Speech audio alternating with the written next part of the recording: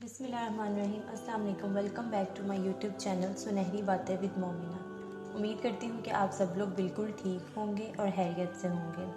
میرا آج کا موضوع ہے کہ خرم سلطان کون تھی؟ Who was Khurram Sultan? Viewers, سال 1520 کے ستمبر میں سلطان سلیمان کو سلطنت عثمانیہ کے 10ویں حکمران کی حیثیت سے تخت ملا، تو اس کی حدود میں مشرقی بحر روم اور اس کے ساتھ ساتھ کئی ساحلی علاقے اور جنوب مشرقی یورپ شامل تھا۔ اس وسیع سلطنت پر تقریباً 50 سال حکمرانی کرنے والے سلطان سلیمان اعظم کو سلیمان القانونی کے نام سے یاد کیا جاتا ہے، کیونکہ آپ کو قانون بہت پسند تھا۔ مگر سلطان سلیمان اعظم القانونی کے دور میں ایک کنیز کی ان کی زندگی میں آمد ہوئی، جسے خرم سلطان اور تاریخ میں خریم سلطان کے نام سے یاد کیا جاتا ہے۔ ویورز، خرم سلطان یا خریم سلطان کون تھی اور یہ ایک کنیز سلطنت عثمانیہ کی ملکہ کیسے بنی، اور سلطنت عثمانیہ میں اس خاتون کا کیا کردار تھا؟ اس موضوع پر مزید بات کرنے سے پہلے آپ سب سے ریکویسٹ ہے کہ آپ سب میرے چینل کو سبسکرائب کریں اور بیل آئیکن کے بٹن کو دبانا مت بھولیے گا۔ ویورز، یہ خرم سلطان کی بدقسمتی ہے کہ اپنی شہرت کے باعث وہ مغربی مصنفینوں کا محبوب موضوع بن گئی، اور پھر انہوں نے اس خاتون سے متعلق کئی جھوٹے سچے قصے تخلیق کر ڈالے۔ خرم سلطان کی اصل شخصیت کہانیوں میں گم ہو گئی، تاہم اس زمانے کی کتابوں سے بعض بنیادی معلومات ضرور ملتی ہیں۔ ویور، خرم سلطان سلطان سلیمان کی زندگی میں داخل ہونے والی سب سے اہم خاتون تھی۔ خرم سلطان کا تعلق یوکرین سے تھا، جو اس وقت ہالینڈ کا حصہ تھا، مگر تاریخ میں اس کے والدین اور جائے پیدائش کا حصہ نہیں ملتا۔ خرم بحیثیت ایک غلام بکتی بکاتی آخر استنبول میں عثمانی بادشاہ کے حرم میں پہنچ گئی۔ سال 1515 میں سلطان سلیمان کے ہاں ایک کنیز ماہ دورہ سے ایک بیٹے مصطفیٰ نے جنم لیا۔ ماہ دورہ ایک سردار کی بیٹی تھی۔ وہ بحیثیت غلام محل میں داخل نہیں ہوئی تھی، بلکہ سلطان سلیمان اعظم القانونی نے اس سے شادی کی تھی۔ پاپ سلطان سلیم کی وفات کے بعد سلطان سلیمان بادشاہ بن گئے، اور اسی طرح روایت کے مطابق تمام کنیزیں ان کی ملکیت میں آ گئیں، جن میں خرم بھی شامل تھی۔ جب سلطان سلیمان تخت نشین ہوئے تو سلطنت میں والدہ سلطان کے بعد دوسری طاقتور عورت ماہ دورہ تھی، یعنی سلطان سلیمان القانونی کے بڑے بیٹے شہزادے مصطفیٰ کی ماں۔ مگر خرم سلطان کی آمد نے سب کچھ بدل ڈالا۔ ویورز، مورخین لکھتے ہیں کہ خرم سلطان زیادہ خوبصورت تو نہیں تھی، مگر سلطان اس کی ذہانت اور ہنسمکھ طبیعت سے بہت متاثر ہوا۔ مسکرانے کے باعث یہی سلطان سلیمان نے اس کا نام خرم یعنی خوش شادماں کہہ کر رکھا اور پکارا۔ یہ فارسی لفظ ترکی میں آنے کے بعد خرم کہلایا۔ خرم سلطان نے جلد ہی اپنی میٹھی میٹھی باتوں سے اور دل فریب اداؤں سے سلطان سلیمان اعظم کے دل میں جگہ بنا لی۔ پھر سال 1521 میں اس نے ایک بیٹے محمد کو جنم دیا اور ایک دم سلطنت کی تیسری طاقتور عورت بن گئی۔ ویورز، سال 1525 تک خرم کے گھر مزید 4 بچے جنم لے چکے تھے، جن میں اس کی ایک بیٹی مہرماں بھی تھی۔ بیٹوں کی پیدائش کے بعد ماہ دورہ اور خرم میں کشمکش شروع ہو گئی، کیونکہ عثمانی سلطنت میں اصول تھا کہ صرف بڑا بیٹا ہی باپ کی موت کے بعد حکمران بنتا تھا، اور عموماً وہ اپنے سارے بھائی قتل کروا ڈالتا تھا۔ جب سلطان سلیمان پوری توجہ خرم سلطان کو دینے لگے تو ماہ دورہ میں حسد کا جذبہ جاگ اٹھا۔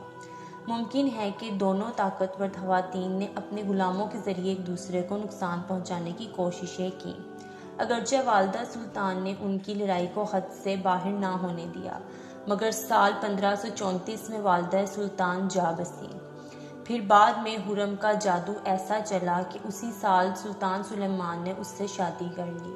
یوں اس روایت کا خاتمہ ہوا کہ سلطان اپنی کسی کنیز سے شادی نہیں کرتے تھے۔ اس سے قبل سلطان نے خرم کو آزاد کر دیا تھا، اور یہ بھی ایک انہونی بات تھی۔ ایک اور عجیب و غریب واقعہ ہوا کہ سلطان سلیمان نے تمام کنیزوں سے قطع تعلقی کر لی اور خرم کا ہو کے رہ گیا۔ یوں حرم میں خرم سلطان سب سے زیادہ طاقتور عورت بن کے رہ گئی۔ خرم کے لیے سب سے پہلی رکاوٹ ابراہیم پاشا تھا۔ ابراہیم پاشا بچپن سے ہی سلطان سلیمان کا ساتھی تھا، وہ حکمران بنا تو اس نے اپنے دوست کے خواب پورے کیے اور اس کو خوب نوازا۔ پہلے سال 1523 میں وزیر اعظم بنایا اور پھر اپنی بہن حتیجہ کے ساتھ اس کی شادی کر دی، یعنی ابراہیم پاشا کی۔ ابراہیم پاشا عثمانی سلطنت کا پہلا وزیر اعظم یا صدر اعظم تھا۔ اس نے اپنی ذمہ داریاں بہت مہارت سے سر انجام دی۔ سال 1535 تک ابراہیم پاشا دوسرا طاقتور انسان بن گیا۔ خرم یہ کہہ کر سلطان کو اس کے خلاف بھڑکاتی رہی کہ ابراہیم پاشا بادشاہ بننے کی تمنا پال رہا ہے۔ مارچ 1530 میں سلطان کے خاص آدمیوں نے ابراہیم پاشا کو قتل کر دیا۔ ابراہیم پاشا کے قاتلوں کی زبانیں کاٹ دی گئیں اور کانوں کے پردوں کو پھاڑ دیا گیا تاکہ وہ کچھ بول یا سن نہ سکیں۔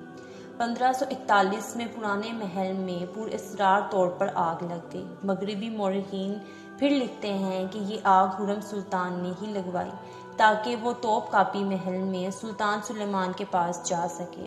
یوں سلطان کا کرب پا کر وہ اس پر مزید اپنا جادو چلا سکے۔ ایک وقت ایسا آیا کہ وہ ہر معاملے میں سلطان سلیمان کو مشورے دینے لگی۔ یہ بات یقینی ہے کہ خرم سلطان نے اپنی من موہنی باتوں اور ناز والی اداؤں سے سلطان سلیمان اعظم القانونی کا دل اپنی مٹھی میں لے لیا۔ بعض مورخین نے لکھا ہے کہ لازم ہے کہ وہ سلطان کا دل اپنی مٹھی میں اور اپنے قابو میں رکھنے کے لیے جادو بھی کرواتی ہو۔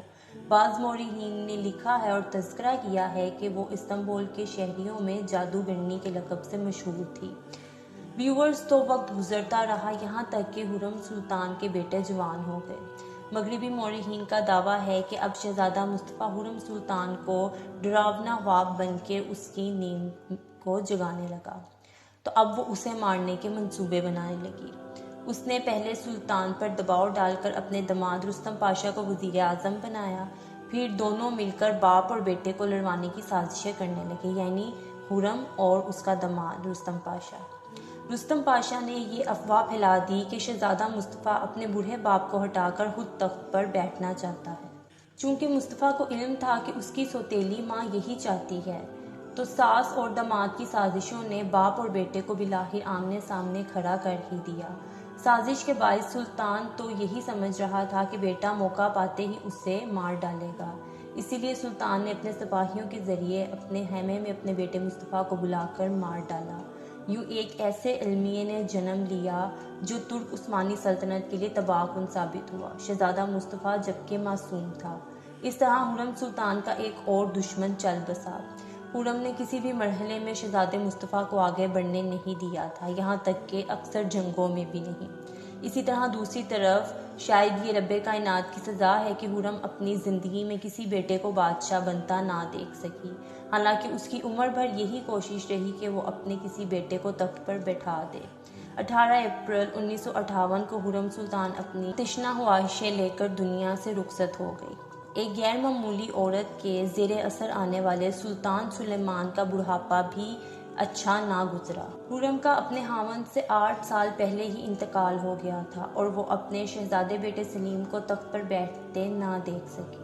کہا جاتا ہے کہ زندگی کے آخری ایام میں خرم خاصی مذہبی اور غریب دوست ہو گئی۔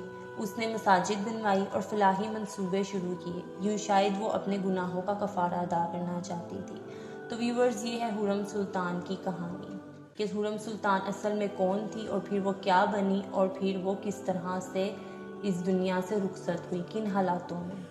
اور آپ کو اگر میرا ٹاپک پسند آیا ہو تو اس ویڈیو کو لائک شیئر لازمی کیجیے گا تاکہ میں مزید ایسے انفارمیٹیو ٹاپکس آپ تک پہنچاتی رہوں۔ اس کے ساتھ ساتھ مجھے بھی اپنی دعاؤں میں یاد رکھیے گا۔ جزاک اللہ۔